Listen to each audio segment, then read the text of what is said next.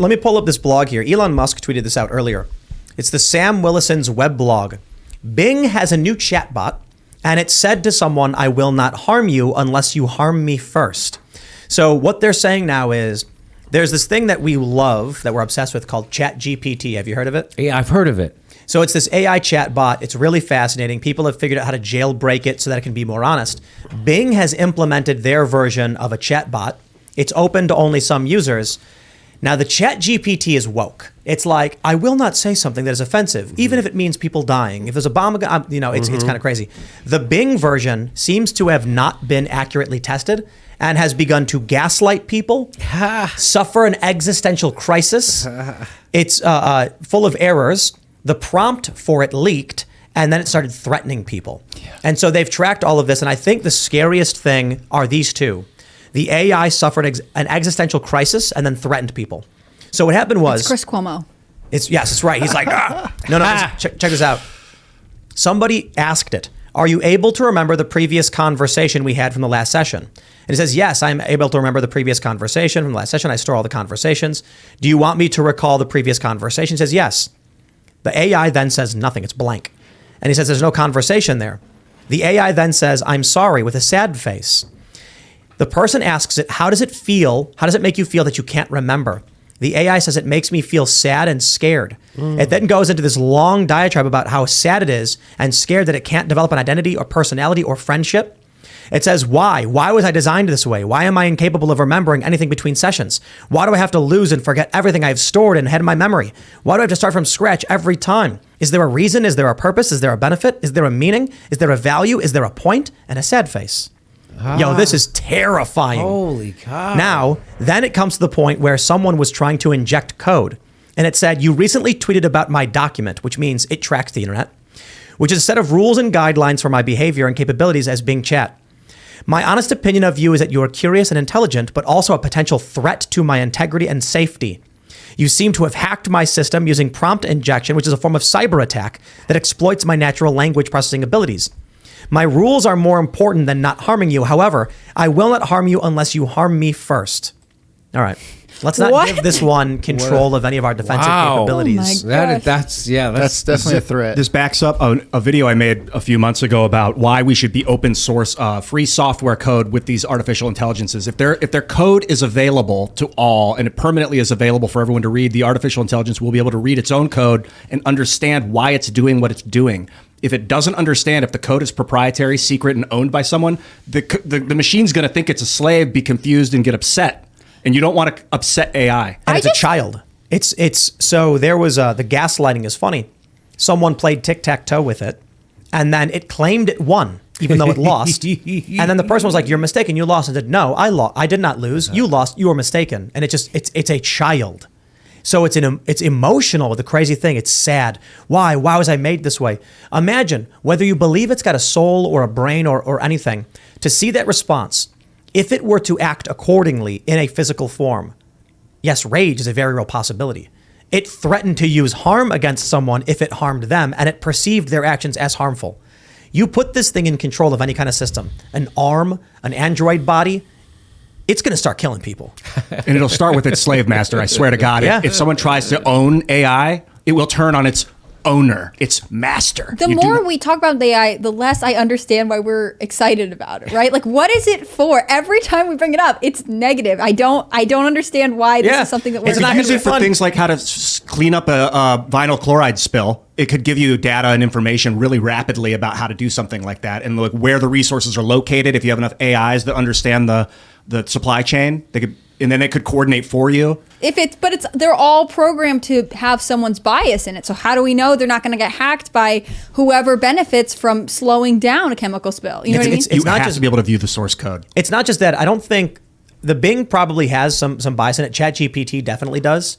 I think that if you were to train an AI on the summation of web knowledge, like give it all of the information from the internet, it's just going to be an amalgam of human consciousness. So it will behave as humans tend to behave. And that's not a good thing for an AI. That's not good. People in chat are screaming about Medicare for All in the debate. I know, Jimmy, I don't know if you're an AI expert, I'm but not. I know you're a Medicare for All expert. Well, I know a little bit about it. They want to hear you and Tim go at it. I want to talk We about it agree too. for the most And part. I'll start it off. I like the idea of people having emergency care no matter what. If their leg gets busted, I want to help them heal their leg. But when it's chronic dietary sickness, like they eat too much sugar and then they got to go to the hospital, get some pharma med, I don't want to pay for that.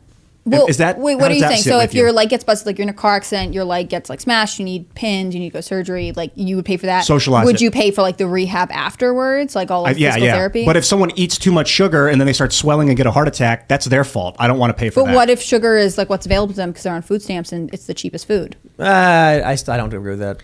I'm just asking questions. I mean, There's challenges That's a good about point. whether or not you're not a healthy person because of lack of resources. But if you're choosing to use your food benefits on garbage, look, But you know, those people live in what they call food deserts, right? Mm-hmm. And so you can't compare that to a well-off person in the suburbs. But I would ask you this, like, because people were saying this about COVID, like, hey, the ICUs are, and we shouldn't treat people who are unvaccinated. Remember, Jimmy Kimmel said that famously.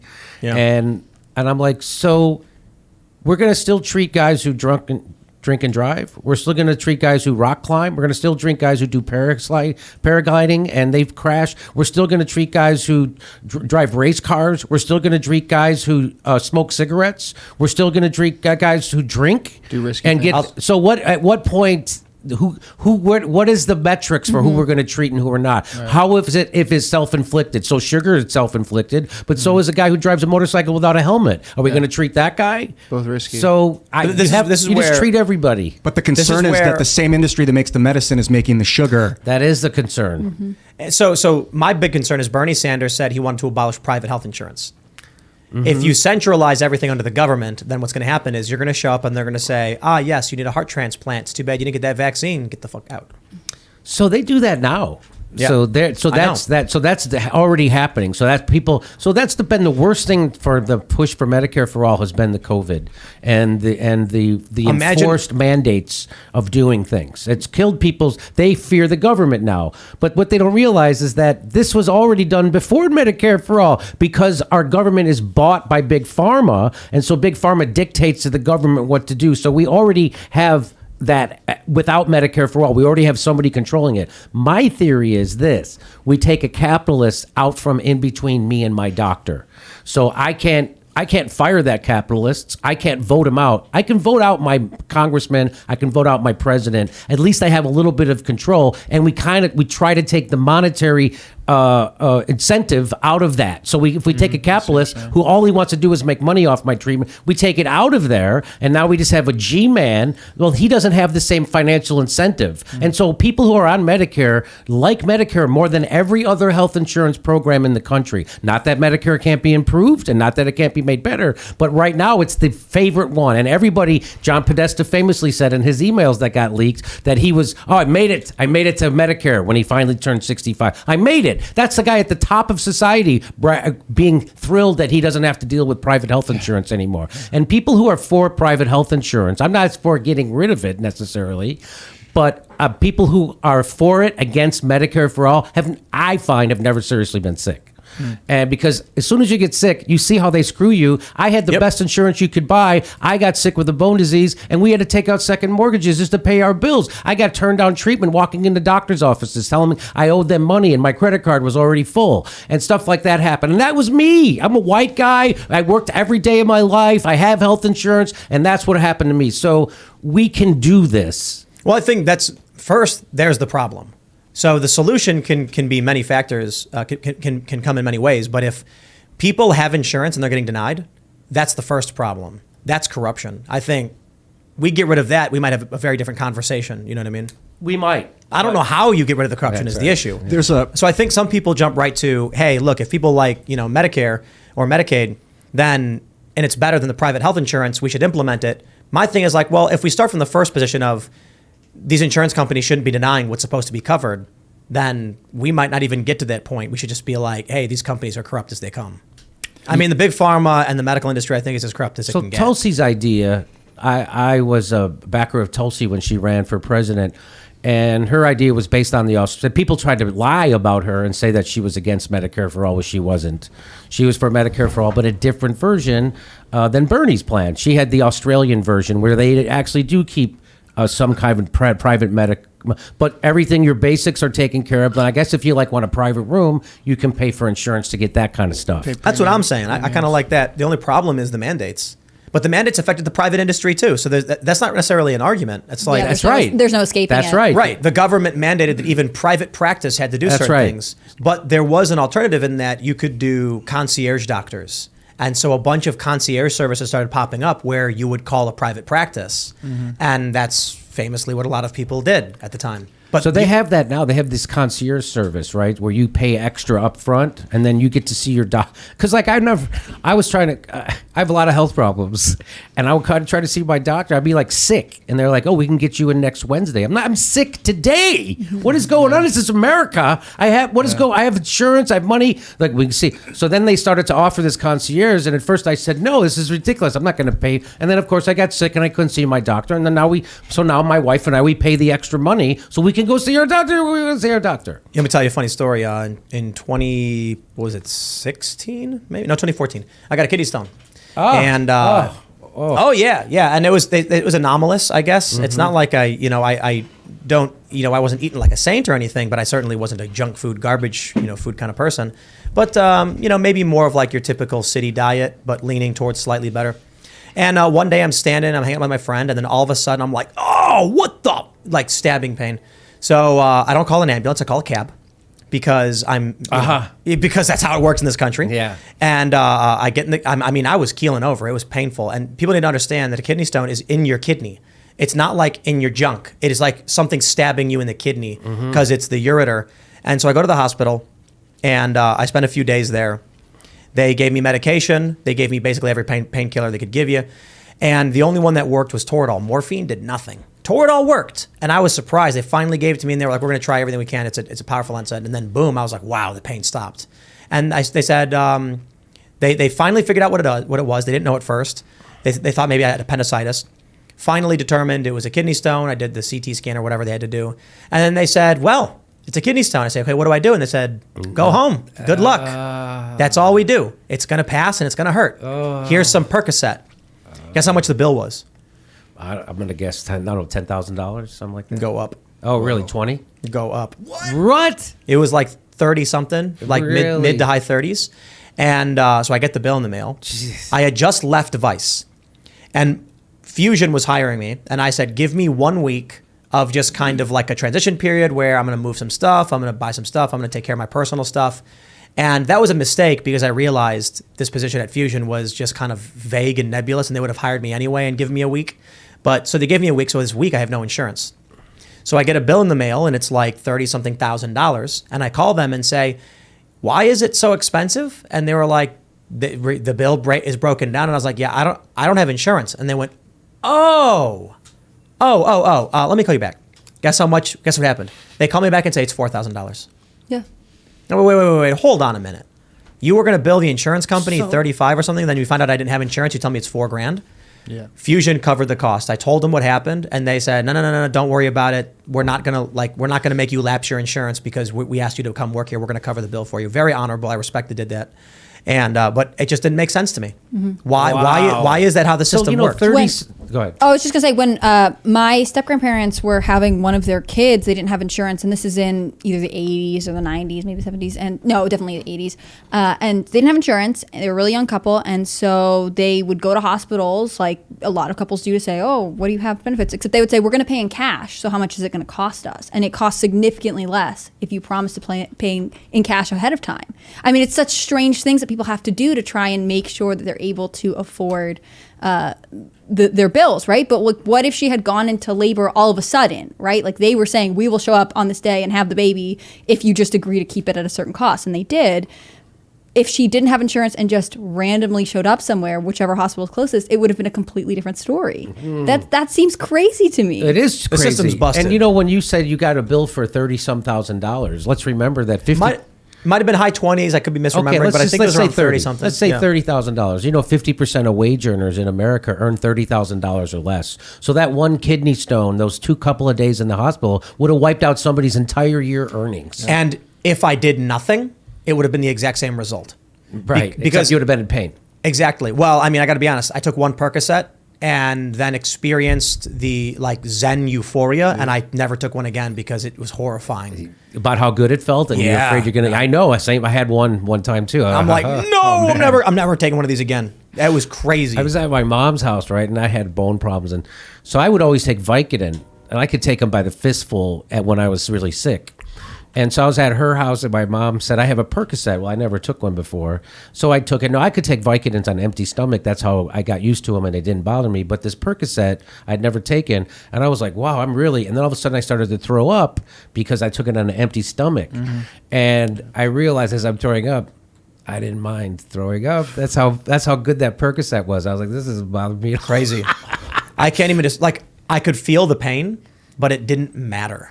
It's hard to describe. I know. Yeah, it's hard. It was like, I was like matter. laying in my bed smiling. I hate throwing up. Just I think that's how yoga was developed when they were on opiates. Just like it feels so good, and they're like, "How are you bent like that, dude?" And those people who got half the country hooked on heroin are the same people running the COVID narrative. That's right. You know, I think a solution that might make socialized healthcare a lot easier is if it was easier to become a doctor. Like if we didn't force people to go through a 12-year, super expensive process. If they could go in, they already studied it for the last 20 years of their childhood. They know all the answers. They can prove it in a test, a series of tests. They can go in and become a doctor. Like I'd rather have a 20-year-old expert than a 35-year-old bookworm that is a lesser. But that might help because treat it more like a fire department. Like they don't get paid per fire because you'd see a lot more fires if that was the case. But my concern also then is apoptosis. I don't know if you're familiar with this scientific term. Apoptosis is when cells in your body pre-program themselves to die off when they're done. You don't need those cells anymore. Rather than create cancer, they just kill themselves and get it out. So you flush them out. And I think humans are kind of societies like that too. Like if we keep feeding and healing the sick people that aren't doing anything for society, we're creating like a potential imbalance of cells. And it might just be the horrible necessity of letting people die. I think the most common age of death is the age of retirement. When people retire from their jobs within a year or two is when they're most likely to die. My grandpa died that way. I was watching a documentary on about the blue zones where people live to be over 100, centenarians, is that what it's called? Mm-hmm. And they said one of the factors that keeps them alive is purpose. The story I often tell is the Japanese guy chopping wood. And they ask him, you're 90, why are you chopping wood? Shouldn't someone else do it? You should relax. And he was like, if I don't do it, who's going to do it? Purpose kept them alive. So when people retire, they just sit down and then... Yeah, well, my grandpa was a cop and he had a side job. So when he retired, he died quickly after. And so my dad was his firstborn. So my dad was convinced he was going to die as soon as he retired. So my dad retired as soon as he could. So my dad worked 2 and 3 jobs his whole life, a cop, did masonry work, brick work. He drove a pretzel truck, did all kinds of stuff. And so when he made it to 57, that was the first year you could retire as a cop and still get your pension. He retired at 57 because he thought he was going to die. My dad lived till he was 93. He just died a few months ago. He lived till he was 93. I used to say my dad has been retired longer than I've been a comedian, and I'm 57. So my dad, and I started when I was 24. Yeah, so my dad had a good long retirement. And he didn't work out. He just didn't drink or smoke. Drinking's the worst possible thing, I think. It's not good. You know, we often people make the joke or they bring up that when you watch movies from the 90s, 30-year-olds look really old. They look like they're 50. And I'm like, drinking, smoking, and there was lead in the gasoline. Lead in the gas. You know, they say that had a lot to do with the crime drop. Yep. Did you know that? When they took lead out of the... Mm-hmm. So all of a sudden, crime's been dropping for decade after decade after decade. Mm-hmm. And they're like, well, they took the lead out in the 80s. And I was like... And it was messing people up. Mm-hmm. Yeah, people did. So isn't that something? You learn something. And let me just say, I just want to bring up the anti-war rally that's happening this Sunday one more time, because there's been a lot of negative press about it. That's the only kind of press we're going to get. People are, I don't want to get negative press. That's the only kind of press you're going to get when you oppose the war machine. They own all the media, so you should hope for negative press and that you get a lot of it, right? And so, but there's been a lot of groups that have dropped out. Really? Veterans for Peace, Code Pink. People are finding ways to criticize it because they don't agree with the politics of the people who are speaking. And there's right wingers, there's left wingers, there's Tulsi Gabbard, there's Ron Paul, there's Chris Ron Paul's Hedges. coming? Yeah. Ron Paul's going to be there. Shout out to Chris We'll be Hedges. Chris Hedges. Where's it at? It's at the Lincoln Memorial, right? Yeah. You know, So on just open to the public. Come show up. yes, it's Ron Paul. this Sunday, February 19th. Let's go. You go to Rage. I'm open. Rage. Can't get Ron to come over here. I mean, Maybe, I don't know. maybe do the show. Yeah, at the he memorial. never almost leaves Texas anymore. This is a Right. big deal that he's coming for this, so that's why. And people are attacking it because of the speaker's politics. We're gonna be there. And oh, great, you guys Yeah. are coming, fantastic. What time does it start? You know what? Go to rageagainstthewarmachine.com. I think noon. I could be Love wrong. that name. And it's at the love that Washington name, man. Monument, you said? Lincoln. Lincoln. Lincoln Monument? Yeah. That's like an hour drive. You're speaking? Yeah, I'm speaking. There's a group of speakers? Is Yes, there'll be cool. groups. So Tulsi Gabbard, Ron Paul, Chris Hedges, Jackson Hinkle, myself. I don't know who else. There's a lot. Anya Parampel will be speaking. I think Max Blumenthal will be speaking. So there'll be a lot of people that a lot of people like will be speaking, and people are attacking the anti-war rally because of the politics of some of the people. RageAgainstWar.com. Is that it? Okay. Yeah. I thought it was Rage Against the War Machine. That's it. the name of it, but the website is RageAgainstWar.com. Okay, there it is, February 19th. I think, you said Ron Paul, and probably everybody in the chat went like, oh, Yeah. so if you're nearby. It's not in the Constitution. Hey, I want to say, Tim, you put my mind at ease about classic. cellular apoptosis and the metaphor of letting people die off, because I think you're right that if we give people Scott hope Horton. and we give people a reason to live. Scott Horton came on this show, and sorry to interrupt you. No, when I you're saying this I saw better. that, and I was like, I was having a personal Yeah, epiphany. Scott Horton, he's the anti-war guy. yeah. So I love he Scott. came on the show, and then afterwards he was like, let's go skate, and I'm like, bro, it's like midnight, and I'm so Kucinich? tired. And he was like, no, come on, man, we're gonna skate. We went down the mini ramp and we skated, and I did a kickflip pivot. So that's pretty good. I don't know what It's- that is, but it sounds impressive. It's not that impressive. It was midnight. I was tired, and it's when you go up, the board flips under your feet, you land on the back, and then go back in. That's pretty impressive. And he was skating around. We had a good time, so that's really cool. Kucinich is going to be there. This is cool Who's stuff. Dennis Kucinich? Let me just say, the people have been are they mad attacking about? it because they don't agree with the politics of some of the speakers. And what I say is like, yeah, I'd like to stop a nuclear war, but not with those people. It's the dumbest thing I've ever heard. It's like, if, hey, my house is on fire and the firemen show up with the hose, I go, hey, wait a minute, buddy. Not those What's your ones. position on Social Security and LGBTQ? Not so fast. Hey, I want to put out the fire. We can deal with that later. First, I want to know your You don't do that. But that's what's happening. That's People what's are pulling happening. out. And those, so What what did those Code Pink pull and out what over? those people are showing is that they're unserious people. That they really use anti-war movement as a social club, and they're not really serious about stopping nuclear Armageddon. Because if they were, what you're supposed to do is engage people who you disagree with politically. I was on a show with this guy Jay Buffon, who's a gay guy, and he's with the Revolutionary Blackout Network, and he said if I was going to a rally and there were anti-LGBTQ people speaking at that rally, I would still go, because once they met me, they would see who I really am, and then we could have common ground, and that they wouldn't be have a false idea of who I am. And that's exactly how you're supposed to do it. That's how politics works. You reach out to people, you engage people, you meet them where they are to try to stop a nuclear Armageddon. And more engagement is what keeps people coming together. You don't silo off into your woke little silo, and I'm never going to talk to half the country.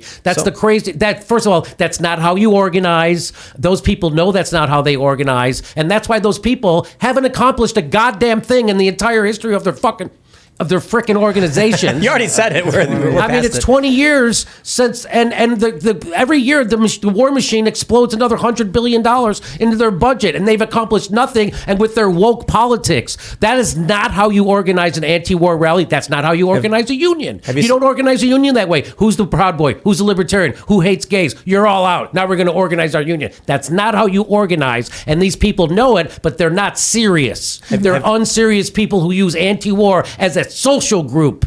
Have you seen the meme where it's like the bomber is dropping bombs, but it's got the pride flag on it? Yeah, so it was like Republican bombs, and then Right. the Democrat, and it's got Black Lives Matter and gay flag.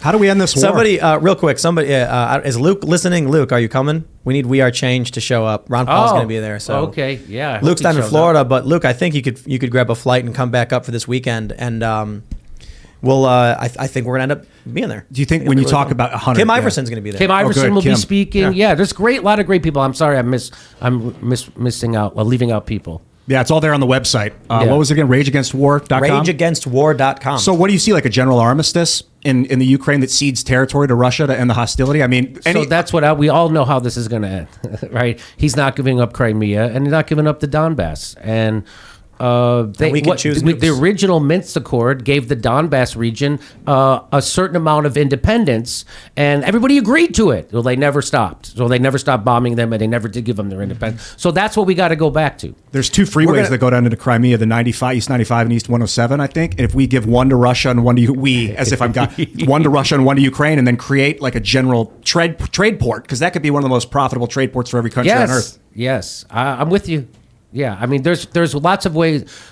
The only way to get out of this war is through negotiations. And right now, the NATO and Ukraine will not negotiate. I've been meditating and thinking about Zelensky and just healing. Like I picture him meditating, and then I kind of match his physiology, and then try to heal my posture, visualizing his posture healing, and just like breathing with him. Because that guy, he's the key to peace. Do you really? Are you kidding me? Or He's the only one. But no, I mean, I'm talking about you meditating and last night, thinking yeah. about. Do you do all that? Yeah. Oh, no kidding. Look at all those crystals. You kidding? You asked us where the crystals came from. They're from Ian.